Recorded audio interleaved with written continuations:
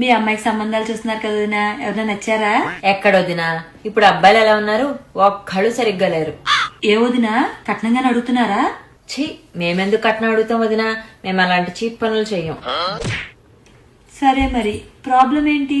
ఏమున్నాయి వదినా, ఫస్ట్ సంబంధం వచ్చింది, అన్ని బాగున్నాయి అనుకుంటే ఆ అబ్బాయికి వంట రాదని తెలిసింది. ఇంకా మా అమ్మాయికి ఏం పెడతాడు, రోజు బయట ఫుడ్ ఆర్డర్ చేస్తే మా అమ్మాయి హెల్త్ పరిస్థితి ఏంటి వదినా. ఇంకో సంబంధం వచ్చింది, ఆ అబ్బాయి శాలరీ 1,00,000 అంట, మా అమ్మాయికి పాకెట్ మనీయే మా ఆయన 1,00,000 ఇస్తారు. ఇంకా దీని చిన్న చితక కోరికలు ఏం తీరుస్తాడు? పైగా పెళ్ళయ్యాక వాళ్ళ పేరెంట్స్ తో ఉండాలంట. అంతోటి దానికి పెళ్ళెందుకు? మా అమ్మాయి మమ్మల్ని వదిలి వెళ్తున్నప్పుడు ఆ అబ్బాయి కూడా వాళ్ళ పేరెంట్స్ వదిలి రాలేడా? ఆయన ఈ అబ్బాయిని అనలేము వదిన, వాళ్ళ తల్లిదండ్రులను అనాలి. మరీ ఇండివిజువాలిటీ లేకుండా పెంచేశారు. అంతేలే వదినా. ఆ అబ్బాయి ప్రాపర్టీస్ అన్నా మా అమ్మాయి పేరు మీద రాయాలని చెప్పాం వదిన. ఇప్పుడు రేపు పొద్దున మనకి ఏదైనా చిన్న చితక గొడవ అయిందనుకో, అలిగి వచ్చేసింది అనుకో, మరి భరోసా ఏదోటి ఉండాలా లేదా? అంటే మేము చూసుకోలేక కాదు, అది దాని హక్కు కదా. కరెక్టే వదినా.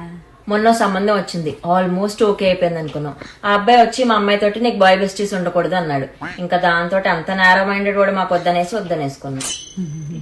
మా అమ్మాయికి పెద్ద కోరికలేం లేవదినా. ఆ అబ్బాయి మినిమం 6 feet ఉండాలనింది. అంటే ఇది 5 అడుగులే అనుకో, కానీ అమ్మాయి అడిగిన ఆ మాత్రం కోరిక తీర్చలేమా?